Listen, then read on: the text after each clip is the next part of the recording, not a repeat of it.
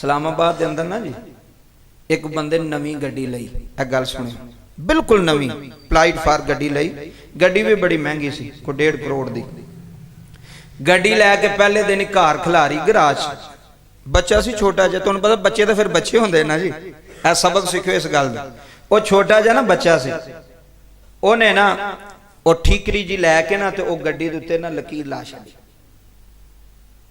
पहले दिन applied for गड्डी, बच्चे ने उस गड्डी दे लकीर ला छड़ी, वो लकीर लग गई गड्डी ते। बाप अंदरों आया गुस्से नाल, अब्बे नूं पता लगा, उन्हें कहा नवी गड्डी लई है, इहने की कीता, लकीर ला छड़ी सू गड्डी ते।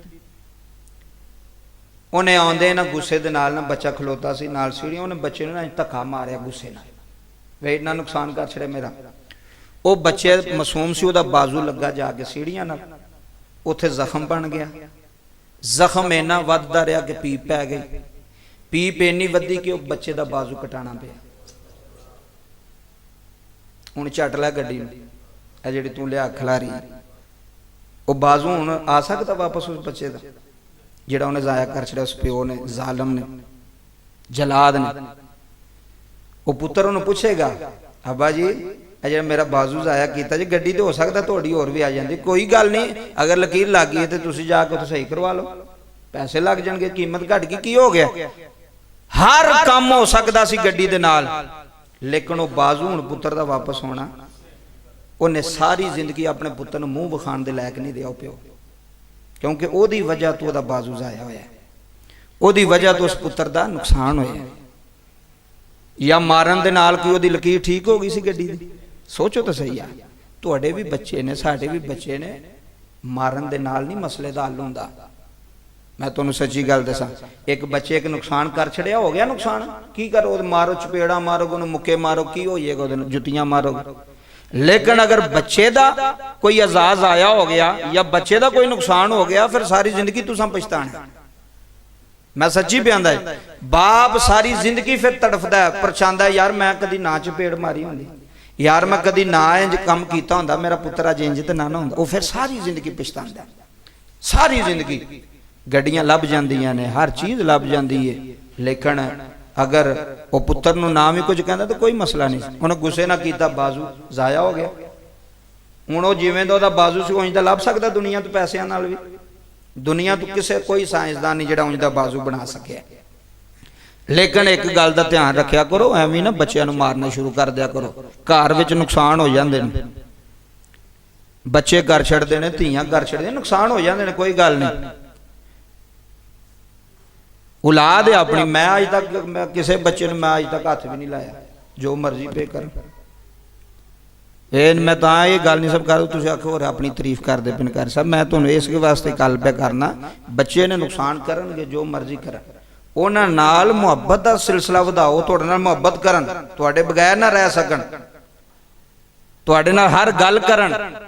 ते जे तुसीं ओहदा अपना डर रखना उन्हां बच्चियां ते, अपना रोब रखना, फिर उन्हें तुहाडे नाल गल शेयर नहीं करनी, फिर उन्हें तुहाडे नाल मुहब्बत की गल नहीं करनी, ना उन्हें तुहाडे कोल बैठना, उन्हें तो उंज ही डरदे रहना, झकदे रहना। मैं कोई शरारत की ते अब्बे ने आखना ओए छड्ड दिओ, तू शरारतें करदा रहना। तुहाडी भी औलाद अगू, तुहाडे बच्चियां दी भी औलाद, बच्चों मारना नहीं चाहिए। तो ना हजरत इमाम हसन, हजरत इमाम हुसैन की सीरत पढ़ के वेखो, नबी पाक सारी जिंदगी झिड़क भी नहीं मारी, पढ़ के वेखो सीरत। हजरत इमाम हसन एक दिन नबी पाक का पेशाब कर छड़िया, तो जनाबे फातिमा तुज़ारा नूं पता लगा, तो आप आईया तो झिड़कन लगियां, तो फरमाया ना इनू ना झिड़की, ये बच्चा है।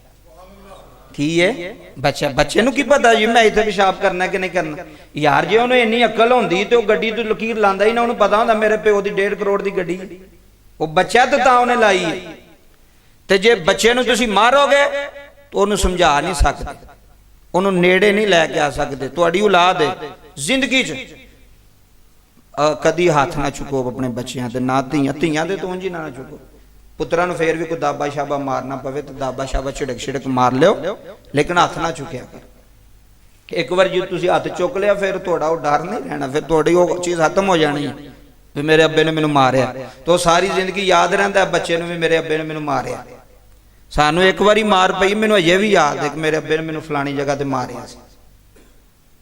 इस वास्ते मुहब्बत प्यार चीज़ां टुटदियां ने अपने घर अपनी बेगमां नूं भी कहो कि अगर किसी धी कोल कोई बर्तन टुट जाता किन्ना 500 का होगा 1000 का की हो गया यार टुट गया कोई गल नहीं उन्होंने मारन ना लग पो झिड़कन ना लग पो इत्थे पता की होंदा मां नूं गुस्सा बंदे ते होंदा ते कढ़दी बच्चियां ते शोहर ते गुस्सा होंदा है ना ते शोहर ना ते कोई गल कर नहीं सकती तो कढ़दी किदे ते बच्चियां नूं फंडेगी सस दे नाल कोई गल हो गई है तो बच्चियां नूं मारेगी तो उन्होंने सामने मारेगी भी उन्होंने पता लगे भी मैं मारनी पिया तो हुण दादी दादा तो नहीं बर्दाश्त कर सकते जी कोई भी दादा दादी वो तो नहीं बर्दाश्त करते मेरे सामने मारदी भी बच्चियां वो औरत नूं गुस्सा दादी ते होंदा है दादे ते होंदा है शोहर ते होंदा कढ़दी बच्चियां ते एडी बेवकूफ मारेगी बच्चियां नूं ते फिर जानवरां दी तरह मारेगी जानवर बन के फिर वो बच्चे भी महसूस करते हैं साड़ी ये अम्मा तो नहीं है तो कोई जालम कोई डैन औरत जिहड़ी सानू गुस्सा दादी तो होंदा ते कढ़दी साडे ते गुस्सा साडे अब्बे ते होंदा ते कढ़दी साडे ते ये चीज़ां सीखण वालियां ने घर दे अंदर आप ही भी सीखो तो दूसरिਆਂ ਨੂੰ भी सिखाओ कि मारना कोई हल नहीं मारना कोई किसी मसले का कोई हल नहीं मारना अगर किसी को भी कोई गलती हो जाती सिर्फ है नहीं बच्चा अगर तुहाडे शागिर्द को भी किसी को गलती हो जाती है तो उन्होंने ना मारन लग पो वो गलती तुहाडे कोल भी हो सकती जिहड़ी ओहदे कोल होई या मारन दे नाल हल हो गया तो फिर तुसीं मार लो एक बर्तन टुट गया जे मारन दे नाल दोबारा जुड़ गया तो फिर मारो ते जे नहीं जुड़ना तो फिर एहतियात करो अगली गल सुनो जी